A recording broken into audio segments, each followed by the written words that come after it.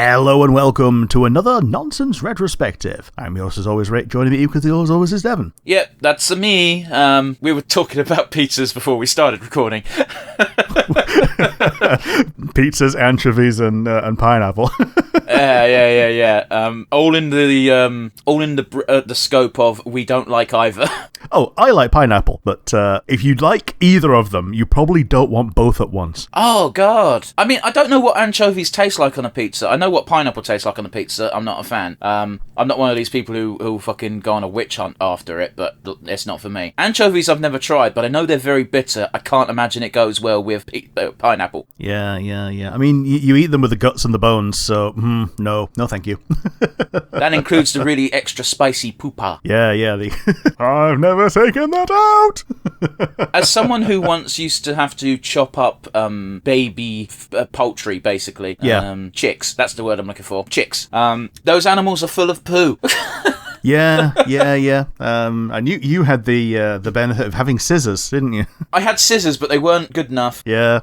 And, but before we get too far into that, we don't have hypotheticals today, so let's get into the three that you've got for us. Today we're doing our look back on the year in retrospective. So everything that we have done on the Nonsense Review, the Nonsense Retrospective, Non-Stop Review, and Nonsense Rumble. So take it away with the stats. Yeah, it's more accurate to really call this an award show. It's a bit weird having an award show with the two presenters of the show giving the awards, but that's how this is going to work, because I suspect even if we put a poll out, it's not going to get many, if any, responses. Yeah. Especially since some of them have still 0 views. Well, they clearly aren't in the running, Rick. Anyway, yeah. I've changed this initial block of stats. I've only got the YouTube stats because Spotify, as great as it is for the audio platform and in that it gives us one, it doesn't let me narrow down the results to the last year. It just gives us overall. So, whereas okay. YouTube lets us look back at specifically this last year's stats. So, first off, here's the top 3 episodes of the year view rise via YouTube. Number 3, we have a bonus episode. It's Deku Enters the Cup Cave, released on 14th of September of this year. Yes. I saw this when I was scrolling through our videos. Yes, maybe it's for the fact that it says cuck. It's the same logic, because a lot of our top videos have got like vor in the title as well. Like, there's a very specific brand of people trying to get porn on YouTube. Because technically it doesn't show anything sexual, so it should be fine for YouTube. Doesn't matter that I'm getting off on it. Number 2, we've got Nonsense Review episode 105. It was released on the 6th of May? January, February. It was released on the 6th of March, 2023. And that was, of course, our BritCon episode, Last of the Summer Wine. It's still getting so many views, Rick. Yeah, people trying to pirate the episode and realising, it's just us pontificating on it, and according to one person, using repellent language. Well, I wasn't going to bring that up, to be honest, but whatever. Yeah, it is what it is. It gets views all the time. It is actually our top viewed episode on the YouTube channel. It's got like over 5,000 views, or at least it did the last time I checked. It might be even larger now. And it still has more likes than dislikes, but not by a lot. And good stuff. Our number 1 viewed episode of the year 2024 came out in 15th of September 2022. It was Nonsense Retrospective episode 55, our look at Monster Musume. Yes. Cool. Yeah, cool. I was hoping for more than just a cool. I was half expecting the Maid Marian Vor title to be like up there. I mean, it's up there, but it wasn't one of the most viewed episodes of the year. Yeah. It managed to skyrocket itself into our most viewed episodes overall, but not because let's say Last of Summer Wine got 500 views this year. That's just me pulling a number out my arse. That's still more than anything else we released this year. Yeah. As for our other statistics we want to go to, on YouTube at least, the top 3 countries that viewed our content, Rick. Number 3, at 4.1%, is our native country of the United Kingdom. We have 2 that have done better than us. Okay, let's have a look. Number 2, with a whopping 6.2%, it's really funny we were talking about pizza, because it is Italy.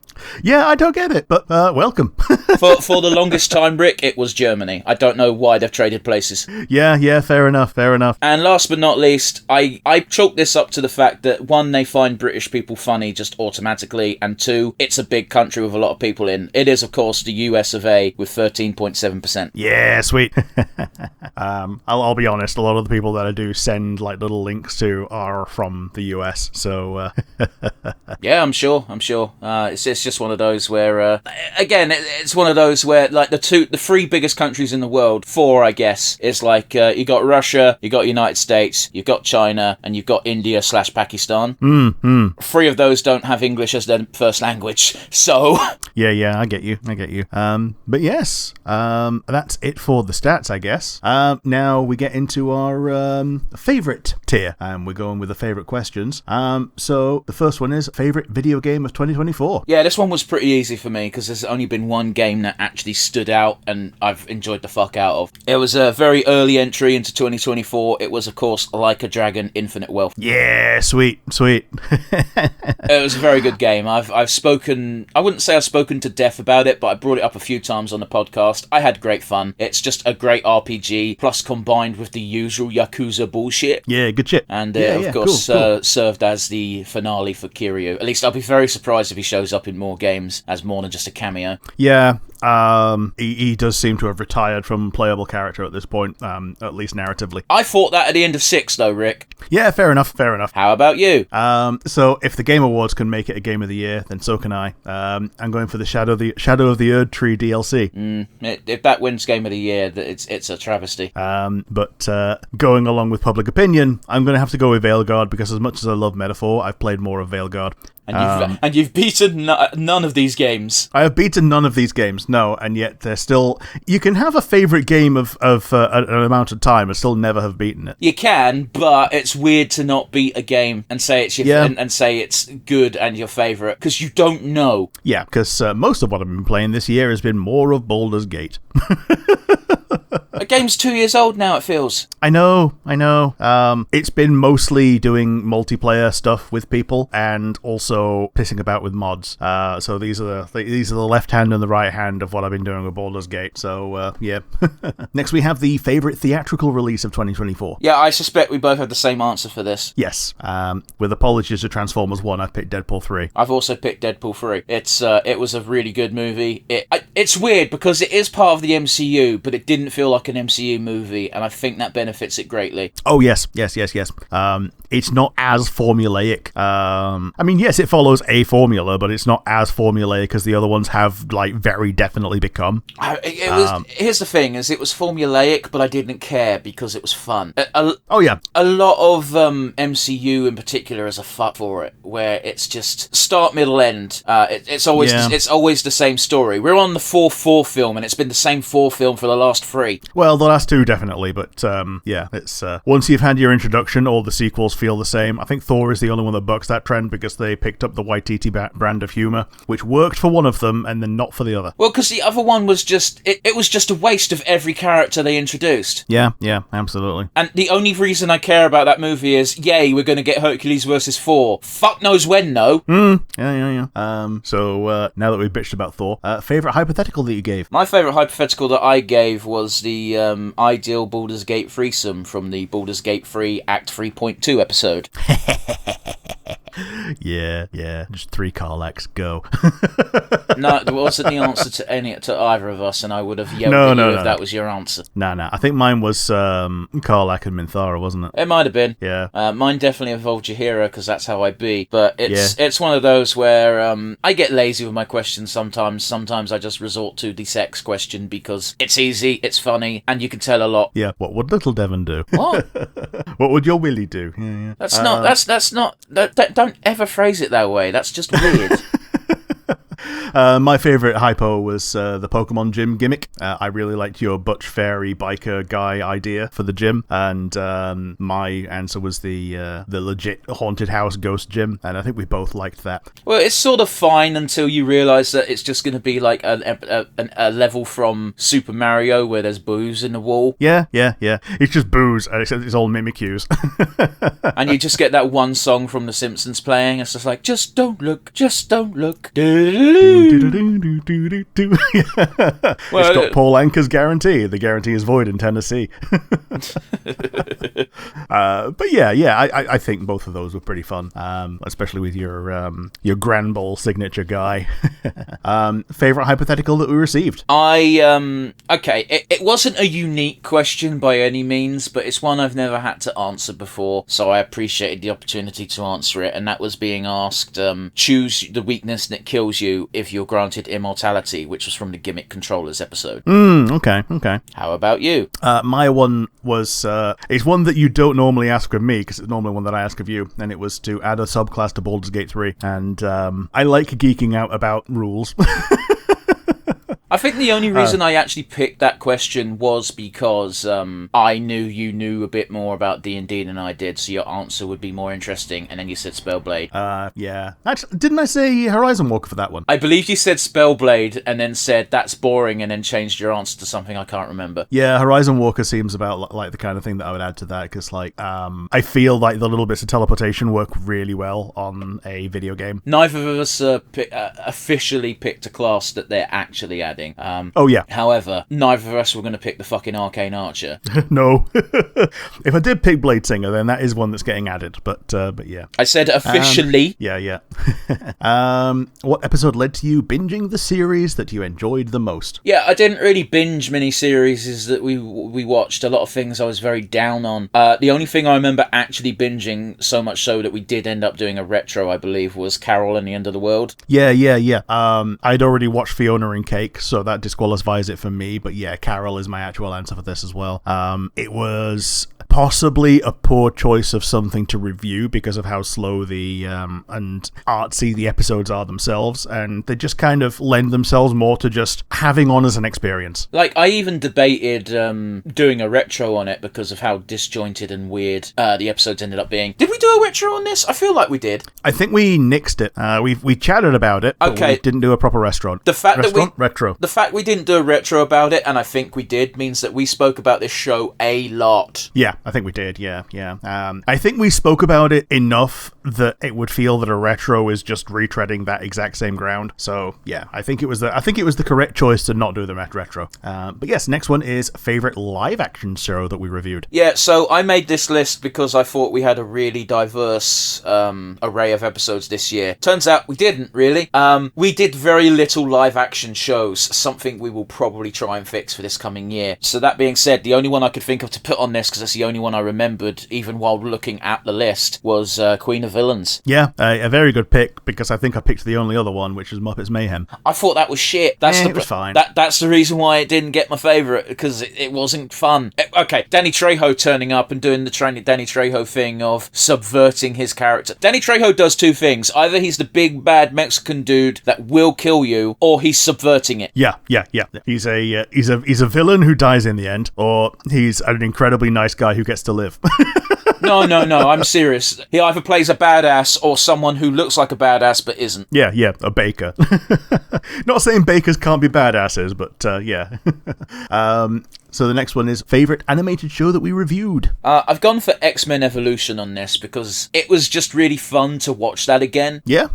It's just a shame that Wolverine is the best part of X-Men Evolution in my opinion, or at least like the top 3 reasons to watch it. I really like that interpretation of the character where he actually has to be a role model and a bit of a teacher. It's just a shame that he turned up at the end of the episode, so we didn't really get to witness him. How about you? So I really struggled between Port by the Sea and Dungeon Flippers, and I think it's got to go to Dungeon Flippers. Like, I want to see. They were both excessively charming. I can't wait for more. I think it's got to go to Dungeon Flippers just because we were, as an isekai junkie, I'm already in that headspace, like, by default. Dungeon Flippers isn't really an isekai. No, but you know what I mean. Like the fantasy genre in general, like the animated takes. So say fantasy, not isekai, because isekai implies someone's being teleported to another world, whereas fantasy has been around for a lot fucking longer. Yeah. It's just modern fantasy is almost always isekai. No, that's because you're a fucking weeb. Yeah. What you're saying is factually incorrect. Yeah, fantasy animations are almost always isekai. No. Dungeon Flippers. Rick's weeb trash choices in life means he watches a lot of isekai because he watches anime. I don't doubt it's very popular in the anime. In fact, I know it's popular in the anime field. That doesn't mean everything that comes out that's fantasy is isekai, or even the majority of them. Yep, fair enough. But yeah, Dungeon Flippers from me. Favorite movie? Godzilla vs. Megalon. I love this movie. I'm glad we've got to watch it for the channel. Yeah, good stuff. It's a shorter list. I think I'm probably going to go with The Reluctant Werewolf. Honestly, those were the two I was debating between, but I love... here's the thing, both of those movies are movies I've seen before. Yes. So it was between The Brave Little Toaster, which was good. I can understand why it's someone's favourite movie, but it's not my favourite movie. And The Phantom Menace, which is, if it's your favourite Star Wars, then you've not watched Star Wars. The Reluctant Werewolf was just full of like fun things that were always happening, and just generally good. Rick, I'm curious. So, yeah. Neither of us brought up Battle for Endor. Oh yes, that might show up later. Favourite thing you did this year? I discounted this question because I thought I would have done something exciting, but I didn't. Yeah. Mine was just being in Australia, minus the lost passport bits. Oh, yeah, you got to spend a month abroad, whereas I spent a month being like, I've got nothing to do today. I normally record the podcast and then edit it. Yeah. But yeah, this one, it just really showed me how easy it was for me to just like uproot and move country, which is, it was a useful experience for me. Yeah, except, let's be honest, realistically speaking, it's not that easy because you've got to fund it. Oh yeah, totally. But yeah, it showed me how easily I can integrate into a similar culture. I was going to say, like, Australia's not really that different. Yeah, I know, right? So you're basically saying I could move down to London and it won't change much, because that's all you're saying. The only difference is London is 24 hours away. Yeah. And, I mean, the accents are just as different to Yorkshire. Favourite review? Favourite review. Now, Rick and I have a bit of a distinction to make here in that Rick doesn't have a different definition between favourite and best, whereas I do. Where I say favourite, it was the favourite to record, something I had fun doing. Best is the actual episode where I thought, this is the best one we did. It came out good. Mm-hmm. So yeah, favourite review was 90s UK kids TV intros, because boy, what a walk down memory lane, while also like vaguely yelling at each other, but not really at each other. We were yelling next to each other, essentially. Yeah, that was a fun one. Yeah, some of these ones where favorite and best have a same question. Some of them I've picked different. Some of them I've picked the same. Like I know the next two, I think I picked the same. Well, for this one, yeah, don't worry about that. We'll get to that when you actually say the best ones. Yeah, but for this one, I've picked The Phantom Menace because I think we memed quite a lot in that, because we know the film inside out enough that we could just like chat shit. I love how you're saying we memed a lot during that. I distinctly remember during the podcast segment saying several times, "It's still going. Why is it still going? I don't remember it being so much pod racing focused." Yeah. Like 20 minutes too much pod racing. I think that was the name of the episode, wasn't it? Yeah, I think it was. Yeah, something along those lines. Yeah, but generally, yeah, we were able to meme on it until like the end when it became all right. There's two moments in that movie that are fun and genuinely good and hold up, and both of them are at the end. Which is why people recommend the Phantom Edit, where it just like gives you the best parts of the Phantom Menace and the best parts of Attack of the Clones and makes an all-right movie. God damn! And I'm just remembering, like, how many times did we say, "Boy, why did they make Anakin a 10-year-old in his first movie?" Yeah. Like it could have been like 14, easy, and No, make him an adult. I don't care. Skip the childhood. This is boring. Yeah. And that is by no means me slagging off any of the actors involved. It's entirely aimed at the writing. George. Favorite retro? Again, this was based on favourite to record, and while the episode itself wasn't necessarily the best one, partly because you do music wrong, it was Retrospective episode 135, Desert Island Discs. Yeah, fair enough. It was nice going down other shows' formats in our own way. And I'm pretty sure we're going to do the same for different formats in future, where we're just going to lift someone else's format, do it for an episode, and then forget about it forever. It might be nice. Here's the thing, is with Desert Island Discs, the beauty of it is, because of the nature of it, you should only really be doing it once, unless, like... Oh, definitely. Unless you do it again in, like, 10 years' time. But as much as I want to say this podcast will be going forever, there's no guarantee it will still be here in 10 years' time. There's no guarantee we're going to have a free internet in 10 years' time. Wow. We've not said anything controversial. It's fine. Rick, what about you? Mine was the D&D subclasses episode. Like, I don't know if it's our best retro, but I did like chatting about what makes us tick in the like gameplay and story integration aspect. Oh yes, this was the top 5, wasn't it? Yeah, the top 5 one. Yeah, not just like what would you add to Baldur's Gate. This is like for tabletop. We did like talk a little bit about Baldur's Gate, but it was mostly for tabletop reasons. I think the things that came up with Baldur's Gate was us saying, yeah, this would work great in Baldur's Gate. On the tabletop, it kind of sucks. Yeah.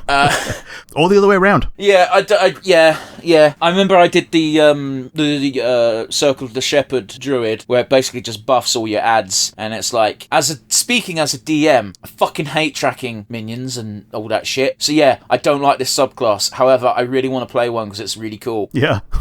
Playing one in Baldur's Gate is great because Baldur's Gate does all of the background maths for you. You don't have to plug it all into a freaking spreadsheet. Yep. Favorite Rumble. Okay, my favorite Rumble was a very easy one because it's the only time we've picked the same character while also not. It was Nonsense Rumble number 11, Solo Sentai. Yeah, so we had Tommy Oliver versus Lord Drakon. Yeah, so I believe I had Tommy Oliver as the Black Dino Ranger because I wanted that age and experience, and you went with Lord Drakon, which is basically the Green Ranger if he never had his face turned. Yeah, I think Black Dino Ranger is the only power that he doesn't have. Like he's got the Green and White Ranger powers that he combines into one. So the Black Dino Ranger is a very interesting counter to him. Yeah, I liked that episode. That was pretty good. It was really fun, and it also got us to, like, we didn't get emotional, but it was just like, man, at the end of it, we're like, fuck, it really sucks that this guy's gone. Yeah, absolutely. I forget if his name is Jason David Frank or David Jason Frank. Jason David Frank. David Jason is David Jason. Well, yeah, I know, but there's a Frank at the end, Rick, which means it's not David Jason fucking Del Boy. Yeah, Del Boy as the fucking Green Ranger. Oh man, I'd rather have Rodney. Yes. Actually, no, I'd rather have Rodney as one of the supporting rangers, like the Blue Ranger, or later on the Red Ranger when he gets demoted from leader. I'm just saying the actor's proportions would suit a Power Ranger more than fucking Derek Trotter. Yeah, yep. Anyway, what about you, Rick? What's your favourite Rumble? My one was the corporate mascot one, where we had the Honey Monster versus the Duracell Bunny. Yeah, and I got the name of the bunny wrong. Yeah, so a little bit of information about this. In America, they had the Energizer Bunny since 1988. It's the only place where they have a bunny for Energizer. So when the Duracell Bunny came into existence, they couldn't use it in America because it was seen as derivative. So the Duracell Bunny is everywhere apart from America. And in America, they have an Energizer Bunny. That's weird. Yeah, the Energizer Bunny is the one with the drum. The Duracell Bunny is the one with super speed. Yeah, so the entire time when I was arguing, I was saying Energizer Bunny, but I meant Duracell Bunny. Yeah, and I knew what you meant because I too have seen adverts. And yeah, Battery Bunny. Yeah, I like the Honey Monster as a pick as well, just as is. Like, it's a big monster, so it's already like could be threatening. You had the unique angle of its weird transformation powers, and I was instantly like, haha, Uno reverse card. yeah, you're picking someone who's not human. Like, if he was against anyone who was like human coded, then the Honey Monster could just win by being that person. There's a lot of ifs there because it's also like, what if it was like Count Chocula? Yeah, like, is Count Chocula immune to the Honey Monster? And there's also the question of if they're human coded, but their big gimmick is they're obsessed with X food instead because that's their brand. Would the compulsion for Honey Monster cereal overwhelm their already preternaturally high desire for this other product. Yeah. Well, actually, the one that I can think of is, the silly rabbit tricks of kids. Like, the rabbit never gets the tricks, so I could see him being taken over by the honey monster. Yeah, but he's a rabbit. And, yeah. I really, really, really wish that, like, big CEOs of corporations sat around like a board once a year to just debate whose mascot would kick the shit out of the others. Now, but you see, the honey monster, I do declare, I don't know why he's got that voice. I do declare the Sugar Puffs honey monster should kick the ever-loving excrement out of the Tony the Tiger. And that one of the CEOs is just like, it's just John Prescott just going, fucking thump you. 2 Jags, 2 eggs. But yes, now we get into the best of segment. So, best hypotheticals. Best hypothetical was pretty easy for me because it's such a great question that I asked it twice this year. Okay. The question was, ruin Star Wars with a single change. And again, I asked it twice. Once right at the beginning of the year, and again during Acolyte, because one, Acolyte wasn't very good, so I was in a bad poo-poo Star Wars mood, and also it had been long enough that I'd forgotten I'd already asked. As did you. Yeah, because I gave a different answer as well, didn't I? Probably.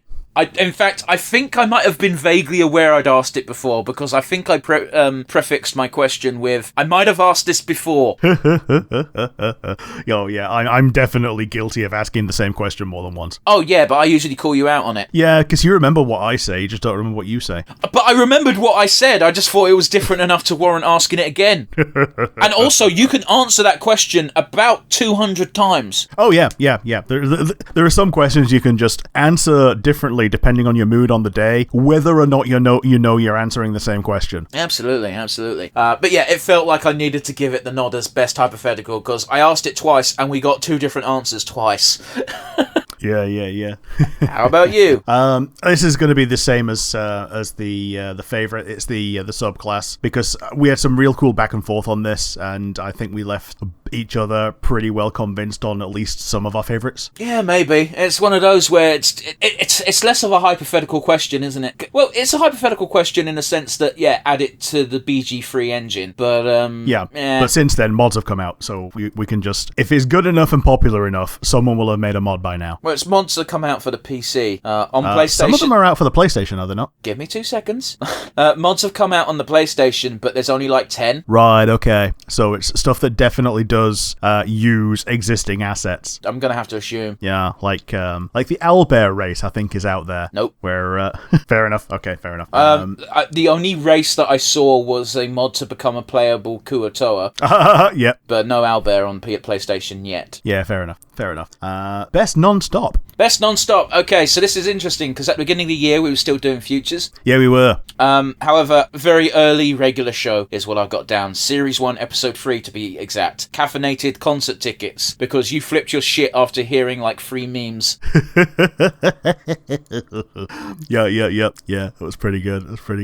Is it my favourite episode of regular show we watched? No, but I think the reaction was certainly a fun time. I think this was also before I was grading you on guessing episode plots. Yep.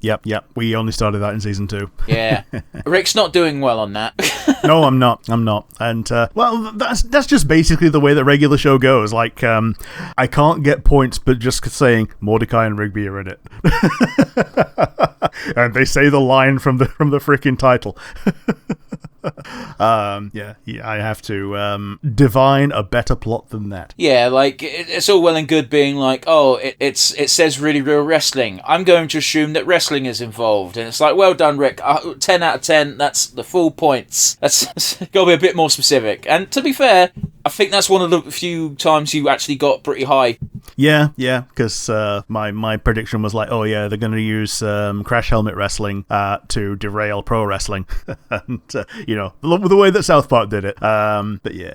So yeah, what was your best non-stop, in your opinion? I looked at the list, and turns out the Steven Universe movie is less than a year old, but apparently we were wearing the Santa hats, which meant that it must have come out in December. So that means that my favorite one is, my best of is probably going to have to be the We Have a Receipt episode. Oh yes, the one I said you would enjoy because it's just D&D. Yeah. Yeah, it was great. It was great. It was fun. Yeah, the Realm of Darfon, or Darfor. Yeah. It was a good episode. I'm glad you enjoyed that one. I mean, I knew you would, but I'm glad you didn't just like poo-poo it for the sake of it. Just give me half. Poo-poo things for the sake of things. Sometimes you do. Hang on 1 second, Rick. I don't know where you got this Christmas hats thing from, because I'm looking at the thumbnail and we definitely don't have Christmas hats on. It came out 11 months ago. Yeah, that's what I said. It was 11 months ago, and like stuff around that time. I think there's stuff after that also have Christmas hats. 13th of December 2023. It was not this year. Yeah. But yeah, we don't have Christmas hats on for the icon because we don't do that for the non-stops. Because I can't be asked to track when things are coming out for the non-stop. Yeah. So that's why it didn't have Christmas hats, and that's why it's disqualified. Yep, fair enough. Yeah, no, the Realm of Darfon was great. I absolutely adore the depiction of how to play D&D wrong, and that is DM versus players. Yeah. It's something that every DM has to grow out of. Yeah. Don't get me wrong. As a DM, I get annoyed on occasions where I'm like, that encounter should have made them struggle more. Yeah. But it doesn't make me then go, fine, fuck it, Tarask suddenly flies by.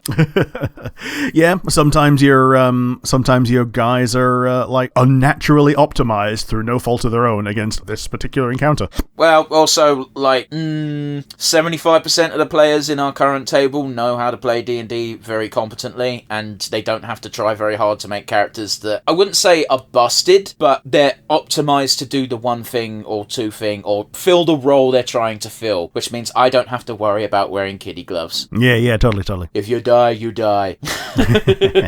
Yeah, good shit. Then that was that. So the next one is best retrospective. Don't you love it when you can audibly hear when the host loses their place in the script? Yeah. In my opinion, the best nonsense retrospective in that it was fun to record, don't get me wrong, but I also think it came out just sounding really good. It was our initial step away from Baldur's Gate 3 deep dive into our Dragon Age deep dive, which the Dragon Age Origins episode. Yes, Jinx. The first of these is often the best because I've got kind of like the focus of a puppy near me, and we'll gush about later things. But yeah, it was the Dragon Age Origins episode for me as well. Yeah, it was really good. I don't think any of our other Dragon Age episodes are poor by any means. We're not very far in yet, but it's just the Origins. The Origins are so meaty. Yes. They are what defines Dragon Age Origins for me. Like, they all give you a different introduction to the world in a way that's contextual for that character, and it still leaves things to find out as you play regularly. Absolutely. And one of my favourite details is something they didn't need to do, but they did, and that is when you play the game multiple times, it becomes painfully apparent that every single origin story happens in every single playthrough. It's just, if you're not playing as the Origin, you don't meet Duncan, so their story ends badly. Yeah. But yeah, that's I think the first episode on multi-episode things is always possibly the best one. I get you. We don't do many. I think Baldur's Gate 3 is the lead culprit as to why we even bothered doing multiple episodes on our retro, because it was just impossible to do all of that in one retro without having the retro be a day long. Yeah, totally. As soon as we finished Baldur's Gate 3, it might have even been before we finished Baldur's Gate 3, I was saying, this is actually a pretty interesting format, recording-wise. It's fun to deep dive into something we both love and enjoy. We both absolutely adore the Dragon Age franchise. Yes, absolutely. And it's also a benefit of not having the time limit anymore, now that we're doing the very simple editing of delete silences and get rid of individual hiccups. Well, again, it's one of those where it is technically a return, because we did do Dragon Age Origins. That first episode was like 34 minutes. Yeah. Like, you can record for an hour and end up with a 34-minute episode. Yeah, but it is what it is. obviously we're way beyond that now. Only one person on our team edits, so it is what it is. Origins was great. I'm glad we did it. I'm looking forward to... I'm genuinely, with Veilguard being out and Veilguard being done, we're probably going to jump around a bit and do a bit of Veilguard once Rick's actually finished it. But yeah, now that it's in like the recent memory and cultural zeitgeist and all that. But I'm looking forward to continuing Dragon Age Origins. Weirdly, I wouldn't mind branching... I wouldn't mind doing the entire series, basically. Yeah, sure. Well, it would require me to replay 2 because it's been a while. To be fair, I haven't replayed Origins because my PS3 is in a box. True enough. The PC version of Dragon Age Origins is not broken, but because it's on the PC, it's designed to be used exclusively with keyboard and mouse, and I can't be dealing with it. Yeah. At least with definitely with Veilguard, probably with Inquisition, and maybe with 2. They've done very good controller integration because it's basically a console game that runs on PC. Well, Dragon Age 2, as a player, it felt like the controls were intuitively designed for console anyway, and Inquisition, they were basically bullied into putting keyboard and mouse back in. Sure. Okay. Now we have the best Rumble. In my opinion, the best Rumble was Nonsense Rumble 26 Spearman. Okay. So the reason why I think this is the best is I try to avoid Final Fantasy characters in general because the power creep is weird in Final Fantasy. It is, yeah. The moment you said Estinian, I remember it clear as day. My exact words were, "Oh, Rick, we got a match." Yeah. And also, like, I like discounted other spearmen as well before that, and was like, everyone that I discarded would just get rinsed by Estinian, and I think it was a good one in the end. Yeah, I believe we gave Estinian the win, but I can't remember if it was a mutual agreement or a coin flip. Yeah, that's kind of a thing that we've had quite a lot of the time, is that both of us are rather passionate about our pick and won't back down, and sometimes it's too close to call even when we know that our guy is not perfect. So a lot of them are just coin flips. Yeah, although going forward, and this has not been revealed to the world yet because those are the January Rumbles, we're actually eliminating the coin flip method, and we're going to be introducing a draw result, but with the solemn vow of please don't use this too often. Yes. So yeah, Spearman was great. I loved arguing why Guan Yu would have a good chance, specifically Dynasty Warriors Guan Yu would have a chance against Estinian, but Estinian really... There's not many other Spearmen that would have aerial superiority against Estinian. Yeah, absolutely. But and I've gushed for long enough. What Rumble would you class as the best? My Rumble, I'm picking the same one that I picked for my favourite, and it was the corporate mascots. I don't think that was our best. Fair enough. I just think it was very funny, and so I sometimes I skew things with my enjoyment as to like what the best thing would be. Yeah, so, I've already told you that I draw a pretty big distinction between best and favourite in that regard. Yeah. This is one where my best and favourite are the same thing. Okay. Next one is Best After Dark. Yeah, this is another category which I regret putting in because we didn't actually do that many this year. Yeah, I'm stretching mine. I'm saying the Final Fantasy waifus, which was a top 5, but it was After Dark coded because we were very definitely angling to smang these with our minds.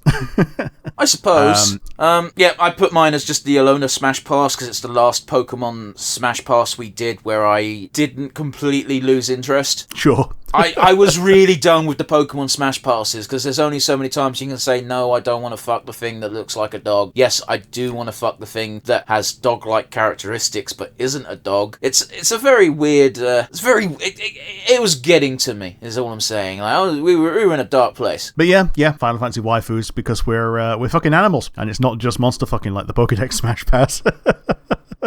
And then we have Best Top 5. Best Top 5 for me was Top 5 Fantasy Generals because, one, it's something I'm passionate about. I like thinking about strategy games in general and people who would make good leaders in strategy games. I know it's not necessarily your favourite thing, but it's also one of the few Top 5s we did this year that wasn't just waifus or... we did a string of a lot of Top 5s at the beginning of the year because of your trip to Australia, and most of those were very rushed, shall we say? Yes. We had to pull a bunch of topics out of our back backside and do them quickly.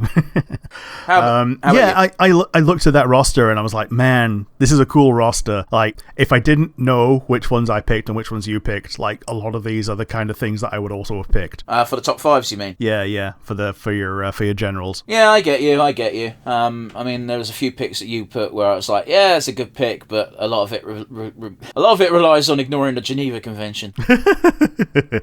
Yes. But yeah, like, empirically, the top 5 hype media is technically the best because we've now turned that into a format that we're doing that annually from now on. But what I really liked was how much we shared the brain cell on the bottom 5 MCU. Well, yeah, because there is hands down definitive top MCU movies that are shit. Yes.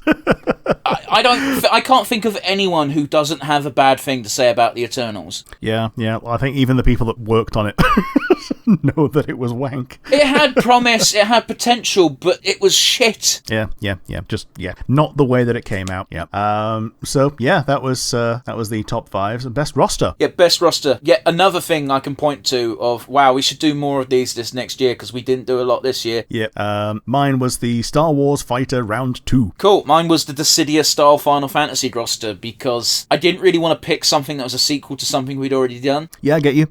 I went for the Star Wars Fighter Round 2 because we both waited this long to get people like Darth Vader and Darth Maul in on the action, but those weren't even like our favorites of each other's. Like, my favorite of yours was Black Kassantan, and we even had like Bale and Skull and like even Proxy as a Mokujin. Well, yeah, we had saying that we waited that long for Maul and Vader. Like, we made some purposeful decisions in our first roster to not go entirely obvious, because if you're making a fighting game roster, your first main characters, it's going to be Luke, Leia, Han, Vader, Maul, Obi-Wan, etc. Obviously, we're having a bit more fun with it than that. Yeah. So we tried to dodge the really obvious ones, partly because our opponent may have also picked it. So like, I think we basically had, by the end of the first one, enough for like 2 episodes, and by the end of the second one, enough for 3 episodes. General rule of thumb when I make these rosters, especially when we're starting to do more than 1 episode of the roster, is I make a complete separate second list at the same time, just so I can pick and choose replacements on the off chance you pick someone.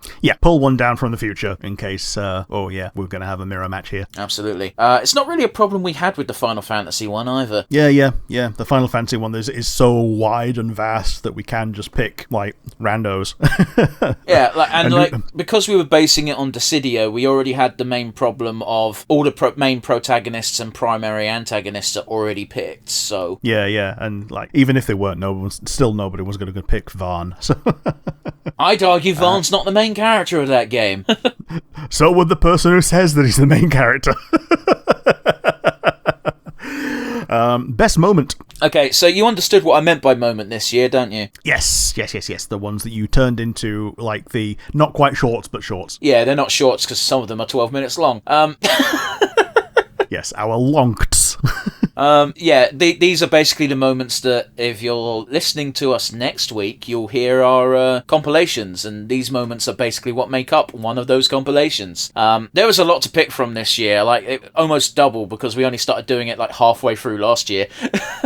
Yeah, totally. It was a tough one because there was a lot of moments. There was a lot of gushing about video games. There was a lot of just silliness. I had to go for Rick. Who is the live-action SpongeBob porno for? Yeah, that was a good one. Because we brainstormed a little bit, but we still didn't come up with an answer. The only good thing about that is the woman who plays Sandy Cheeks is incredibly attractive, but it's ruined by everything else. Yeah. I'm gonna wash me holes. SpongeBob is disturbing. He's terrifying in that. He is. I tell you what it might actually be for. It might be for kids who are discovering the internet for the first time. No. And able to search for lady with boobies for the first time, and then Among Us porn. No, that's not. No. Hentai exists. Yeah. If you type in SpongeBob boobies, I don't think you'll get this live action parody, or at least I don't think it'll be on the first page. Sponge boobs. Completely unrelated. I saw a really disturbing image the other day of it was Squidward lying in bed with like his tentacles behind his head, and he was saying something like, "Make sure it's nice and clean, SpongeBob." And SpongeBob is just dressed like a maid costume, and he says, "This is just a job. This is just a job," and his hand is under the covers. It was very like, it's in this weird place where, yeah, that's really funny, but also, what the fuck? Yeah. It does mean SpongeBob gets paid twice as much, though, because Squidward then would have to use probably his entire wage on that. I don't know. I don't know, man. I've been told that SpongeBob is canonically asexual, and I'm also like, oh, yes. Do we really need that to be canon when it's a kid's show and no one really talks about relationships? Yeah, and he almost certainly has the horn for Sandy in quite a lot of episodes. He's a sponge! Yeah. Anyway. My favourite moment, though, is Britain's ghosts are dying, and I think this is like a peak snapshot of our personalities and just the way that we are. So much so that this is what I just link people to when they ask about what I do as a hobby. It's the most bothered I've ever heard you, because I went, Rick, the Britain's ghosts are dying, and you went from your initial response, no, they're fucking not, to, what does that mean? And then I just tried to get into their headspace of doing the mental gymnastics. I'm like, oh, this is fucking silly. This is fucking silly. But we both agreed that the logic makes sense. It's just the logic's stupid. Oh yeah. Because if the logic was consistent, then there wouldn't be any Victorian ghosts. Oh, it's people are dumb. Yeah. Last one of the best ofs, the best review. Okay, so I had to think long and hard about the actual best nonsense review. I had fun during a lot of episodes, but I think the best episode as a whole was probably at the very tail end of Halloween for What's New Scooby-Doo. Yeah, okay. So this is the episode where Kiss guest starred. Now, this is why we picked it. We picked it because Kiss was the guest star. First of all, Gene Simmons was voiced by Tom Kenny. Yeah. And second of all, they were in the episode for less than a minute. Yep, both of these are true. But who cares? It was very much a celebration of Scooby-Doo, and I appreciate it for what it was. It was a very fun episode on the whole. We enjoyed the fact that Kiss just got taken the piss out of. Yeah. And we'd watched the Were Racer the week before, which means we caught a nice fun little Easter egg where Shaggy dressed as a werewolf for 2 seconds. Yeah, or someone else dressed as Shaggy dressed as werewolf. Sorry? Or wasn't it someone else dressed as Shaggy dressed as the werewolf? No, it was during the compilation, not the compilation, the the running away gag. Yeah. And they were like posing for a picture, and Shaggy was a werewolf for 2 seconds. It was amusing. Yeah, fair enough. And while I can't remember any notable news segments from that week, I'm sure we had a blast just shooting a shit about Halloween being weird. The weird week of CEOs being shot and South Korea attempting a coup hadn't happened yet. It was pre-US elections, so the news was relatively high. So, Rick, I'd argue this is the most important question on our list today. What do you think was our best nonsense review of 2024? Weirdly, I think it was the Star Wars Holiday Special, and not because it was good, but because we were you could see us getting defeated in real time, and for people who are into that, that's basically exactly what you want to hear. Rick, it took 15 minutes. Yeah. Oh, God. Oh, and I can't tell you how annoyed I am that by the end of it, after watching it, we didn't even have a version that had the super sick, apparently, Boba Fett cartoon. I know, right? Oh, Jesus. It's the only thing that was like, it's okay, we've been told there's a really cool Boba Fett cartoon involved in this special, and we didn't get to see it. Oh, it's like that freaking Camp Krusty episode. Krusty is coming. I was actually more thinking of the Itchy and Scratchy episode where Poochie got introduced, of like, when are they going to the fireworks factory? But yeah, it's the same joke. Yeah. So, honourable mentions. Most pleasantly surprised. Yeah, my most pleasantly surprised was actually the Steven Universe fan songs, both episodes. We had to do them both pretty much again to accommodate for you going to Australia. So, and it was also because it was a fan suggestion. A fan said, why don't you cover some Steven Universe fan songs? And I was like, okie dokie, we'll see if this works. In fact, we were only going to do one, or rather, we had two on the schedule. It's like, we'll do two with the caveat of, if when we do the first one, it's not fun to record, or it just comes out shit, we're not doing the second one. Yeah. I get you. Yeah, these were pretty good. Like, and kudos to our fan who suggested it. Like, it was a good suggestion that made a good episode. Yeah, it made two good episodes. Yeah. Yeah, it was interesting. I remember we both really liked You're a Clod from Peridot. Yeah. I can't remember what song it's parodying. It's a Disney one. It was See My Vest, wasn't it? Yeah. Be our guest. You're a clod, you're a clod, I don't remember the rest. But, you know, you get the gist. Fucking clod. She didn't swear. No, she never swears. You know that she's trying to when she says clod. How about you, Rick? What was your most pleasantly surprised for 2024? Now, it may be a bit controversial because I've put it in already as one of my things I was high on, but it was Carol at the End of the World because I wasn't expecting it to be so kind of good because the art style it's a choice. It is a choice. I totally get why people were put off, but any art style that's not fucking Brickleberry automatically gets you need to at least check it out from me. Yeah, Family Guy, Brickleberry, all that shit. Yeah. Well, because it means the animators aren't just fucking being cheap and lazy. Yeah, totally. They've made a choice, and it's something that's kind of carried through, and it's mostly just Carol that looks like that. But because she's the main character, you get to see her a lot, and she looks like that because you're meant to go from, oh man, this looks not great, to, oh man, those are puppy dog eyes. She's always sad. And honestly, I do adore the Spanish guy. Yeah, Luis. Yeah. See, mama, still gay. Yeah. It's just a defeated way he says it. It's like, oh, someone's relating to that. Yeah, see, mama, gay. Every time he was on screen, it was great. I loved the entire side plot he had of having to do black market deals just to get a birthday cake. Yeah, that only he could have. But yes, next is most anticipated and let down. This one's going to be weird, perhaps controversial, and I'm sure people will say watch more of it and you'll change your mind, but I'm probably not gonna, and that is Fiona and Cake. I wasn't exactly anticipating this, but we put it on the docket because we had, again, I believe this was another Australia episode, and it's only like a half an hour episode, so it was like, yeah, cool, we'll bang it out nice and quick and easy. That first episode isn't fun. Yeah, the first episode is like required reading for getting into the story, and then like from then on it just gets like more adventure timey. Like I can see from that first episode that it's not the norm. However, it's just such a drag. I don't want to watch any more of it because of it. Yeah, like episode 1 is like, oh hey, it's that character. I had the benefit of there being more than one episode out of it at the time when I started watching it, so I could just go straight into more. Well, you'd finished the series by the time I watched the first episode. Oh yeah, definitely. I'd finished the whole thing by then. Yeah. Yeah, it's one of those where I know it's good. Everyone says it's good. I couldn't get into episode 1. I'm not going to watch the rest of it. It's fine, whatever. I haven't watched all of Adventure Time because there's like 700 seasons of that. That's a loud silence. Yeah, it went again. So you're saying you've not watched the Adventure Time mini-movies, yeah? No, that's not what I said at all. I said I haven't watched all of Adventure Time because there's 100,000 episodes. Oh, yeah. I've seen it pretty much all from Orgalorg onwards. That's pretty late into the game. Yeah, but like, if you realise it's not that far into the game, it's like maybe about halfway through. Yeah, that's late in the game, Rick.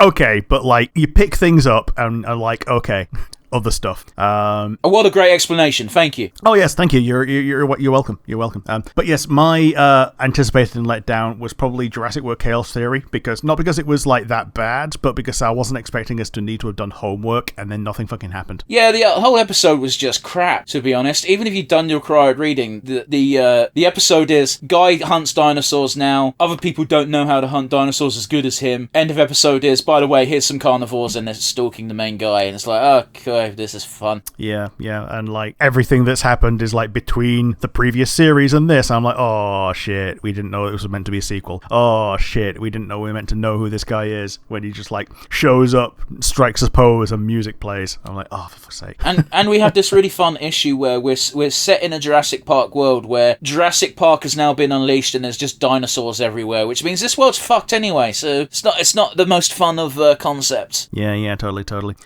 Biggest stumbling block. What would you change about a particular episode? We didn't really have many of these this year.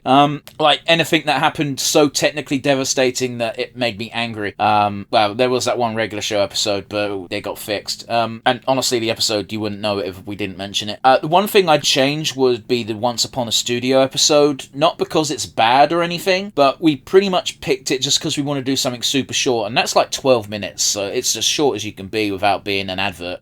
Which it pretty much is. It's not an advert, it's a celebration. version of Yeah. Disney animation, and it's great. I'm glad well, I'd already seen it like 3 times because it's such a nice, sweet animation. It was your first time witnessing it. It was good, but I probably would have picked something else if we weren't like just like let's bang something out quick because we want to go home. Sure. How about you? Well, it's one of those. This wouldn't have worked, but I'd have tried to put my foot down even harder about the Gen 8 Pokemon Legends Arceus editions. There's like 10 of them. They got skipped. Like we did all the other regional variants, and you're like, no, we're not doing that because I'm sick of After Dark Pokemon already. No, you're misremembering slightly. I said I'm not doing that because I've already made the graphics and they're not on it. Yep. And you don't make the graphics. Yep. So they all got skipped. So if you'd have made the graphic for it, it would have been like, yeah, sure, we'll do it. But you know, I'm not making another graphic, and you either don't know how or weren't going to do it. I can't remember the exact scenario. It's fucking been a year. But it's like, yeah, nah. And into the stinker. Okay, I've been a bit weird with the stinker in that I didn't pick something like the holiday special because we knew it was going to be bad. Yeah. With the stinker, I've reserved it for something that was a lot worse than I was expecting it to be. And that honour easily goes to the 750th episode of The Simpsons. Oh, yeah, dude. I even just kind of like blocked that out of my mind. It wasn't a fun time. It was awful. It sucked so hard. Yeah, it just epitomizes zombie Simpsons. Which I believe is a sentence you even said during the episode. Yeah. And I think when you said it, I went, I've never heard that expression before, but it's so on point. Yeah, it's just how The Simpsons went from taking the piss out of pop culture to being pop culture, and that's when it could never be as good again. Yeah. It wasn't a fun time. And it was Homer-centric as well, which is a bit of a problem. Like, usually it's kind of fine, but the problem with Homer-centric episodes is that they're Peter Griffin episodes. Well, it's also like it focused on Homer going to hell. Yeah. Like, we're in actual hell right now. And, wasn't it also Lizzo? It was Lizzo, yeah. Like, she wasn't offensive in that episode, but it's like a bit of a sour taste considering the recent allegations. Yeah, we're not allowed to like Lizzo anymore. I know. I never said that. I just said you got to be aware of the allegations. Yeah. As for me, I put what could be worse than Battle for Endor, and it's the holiday special. But since we've already mentioned the holiday special, yeah, Battle for Endor. Here's the thing: is again, I think the Battle for Endor is we both knew it wasn't going to be good. Yeah. Like it had some redeeming features, like what's his name, Wilford Brimley, and like it's. Like, the middle and end are kind of competent, but, like, you can still see the zip on Wicket. You can... And, like, the first, like, third of the movie didn't need to happen. And that freaking, like, super speed thing was very poor quality. I don't think any of that movie was competent. Okay. The only good thing about that movie is it had a mature goth chick in it. And that's the only plus I can think of. Yeah. Who could turn into a horse and a raven. Yeah, like, and as retroactively became the first ever Night Sister or whatever the fuck they're called. Yeah. And into a... she could become a blonde lady or a goth chick. Yeah, and I'd bang her in any form. Yeah. Now into the finale, the hypotheticals. Show you would most like to review. Okay, this one's a bit weird, because we had this brief moment where we were like, I wonder if we could do Robot Wars. We had your friend, in fact, say, yeah, you should do Robot Wars. I think that'd be funny. So I want to try and see if we can somehow commentate over robots fighting. I also want to see if we could like obtain a copy of Takeshi's Castle and just mute it and make our own commentary. Okay. I get that. That might be one way we can actually put the video on. Maybe. Like Craig Charles can do it, why can't we? Sure. How about you? What have you been thinking along these lines? So I've already suggested Columbo and you were keen. So because that's already been suggested and it's recorded as you being keen, how about Hornblower? I love how you're like, let the record show that he has already agreed that this is a good idea. Well, because you already know and like Columbo, and I've basically all I know about Columbo is when I've seen like Columbo versus L in or Columbo versus Light Yagami in. I was going to say Columbo and L would be buds. Yeah. Here's the thing: I'm not against Hornblower. It's just, have you ever watched any Hornblowers? A long time ago, like when it was new on telly. Because I've watched all of them and have them on DVD. I love Hornblower. They're very long. Yeah, they are. Yeah, they're like individual movies, aren't they? They're like an hour and a half each or something, isn't it? The later movies are 2-part movies, so they're like 3 hours. Ah, yes. It's one where I'm not poo-pooing it, but we'd have to be... Who's it for as well? I don't know. I don't think many people would, 1, want to watch it, and 2, want to listen to us talking over it. I get you. Again, it's not a poo-poo. It's just, it's an idea. We could certainly keep it in our back pocket. We could do 2 months and do all of Hornblower. Oh boy. and then spend 2 years doing all of Sharp. Oh boy. Or Cadfael or whatever. Movie that you most want to review. Yeah, this one's easy. It's already been brought up. I'd have to 1, get a copy, and 2, really, really cut it some slack, and that is Godzilla Final Wars. Alrighty. This is a movie I told you about where it's a real mixed bag, where apparently the kaiju fight scenes are great, but everything else is shit. Oh, so Power Rangers. I guess. When are they gonna be Megazord? Jesus, that voice, Rick. Oh no, Rick. What's the movie you most want to review? I've got it written down in these exact words of I don't know, Predator. I can't think of a movie that I have watched that I will want to watch again, just to react to. So I picked one that I definitely haven't watched. Okay, because I've also picked a movie I've definitely not watched, but it is part of a franchise that I love. I think Predator is an okay film. Wow, it's a good film, I'd even argue. However, every movie that comes after it is dog shit. Sure. Yeah, that's why I pretty much went with the first one and not, the second one. The first one has the added benefit of being a classic 80s Arnold Schwarzenegger movie, so I think you already know what you're signing up for. Cool, you're doing that which tells me I cut off again. Yeah, you did. Yeah, so tell me I cut off again so I can repeat my comment. Yeah, so 80s Arnie movie. Yeah, that's all I said. It's an 80s Arnie movie, so you know what you're signing up for. Yeah, sure. And if you can do a single Rumble again with a different pick, what would it be? Who would you choose? Rumble number 20, CR15E Monster. You picked a Dragonling, which made it all bullshit, so... You pick the other dragon. Well, pretty much, it's either pick another Dragonling or pick something that can deal with a 60-foot fucking flight speed. Yeah. Yeah, what about you? And then we shared the brain cell when it came to CR2. My one was, I even thought of Rokusho when I was giving my picks for the robot fight, and I'm like, oh man, I wish I'd just picked him, but then it had just been a mirror match, because he's so much cooler than Sir Killalot and Cubics. I'd argue he's not cooler than Killalot, it's just Killalot's real, so he's very restrained. Yeah, he's restrained by the laws of physics. But yeah, there's probably even things like stronger than Rokusho, even in Metabots, but like... Rokusho's not that strong, he's just very cool. Yeah, he's just cool. Yeah, he's like he's kind of like Dante and Trunks or whatever. He's like the edgelord robot who has no master and don't take shit from no one, and sometimes wins. And he's a ninja. Wait, he's meant to invoke a Ronin samurai, so... Yeah. I think that's what the Ro is. Yeah, he's a Ronin, yeah. So next one is Fantasy Guest. Yeah, this is our third time doing a Fantasy Guest. I just put down Mark Hamill because I want to talk to him. Yeah, sure. There was no logic behind this other than Mark Hamill's been in a lot of stuff. I'm sure we could do an episode of fucking Batman or something just to have an excuse to talk to him.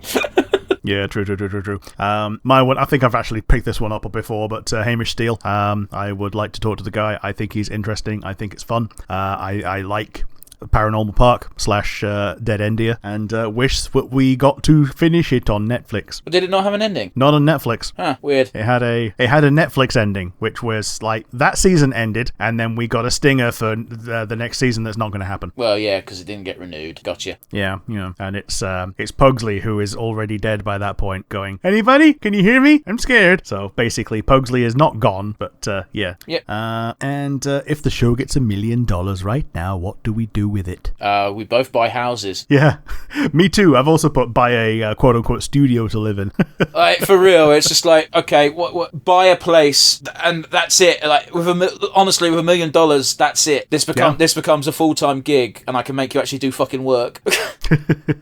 And the last one is what merch would you most want to sell? Strictly hypothetical. Yeah, I don't know why I put this in here, to be honest, because I don't like the idea of merch in general, so I just put down those enamel pin badges. Yeah, I'll just put down that because that's like what, a $5 or something. Yeah, or less, or free with any other merch order that you do. Okay, but my other merch idea is shit. Oh yeah, my merch idea is definitely shit. My idea is nonsense smartwatches using our dulcet tones as voice banks to bollock the wearer for doing certain things. I'd refuse. Like sleeping in or...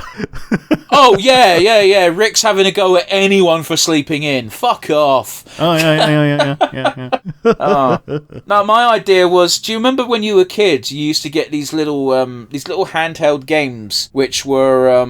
a nonsense Tiger Electronic. No, better than that. It was, it only cost you like £1 at most. It was a little shitty piece of plastic with water in it, and you had to put like hoops over... yeah. It's like rings. You got a left button and a right button, and you got to jet the hoops onto the pigs, So it'd be that, except our fucking cartoon faces. What, so we are the buttons? No, we'd be like the background, like, there's a piece of paper that has a piece of scenery on the back. Sure. So it'd be like that, and it'd be in the vague shape of our face. Okie dokie. So yeah, shit idea, because no one wants that. Yeah, it's very definitely a thing that we give away at our patented bowling alley.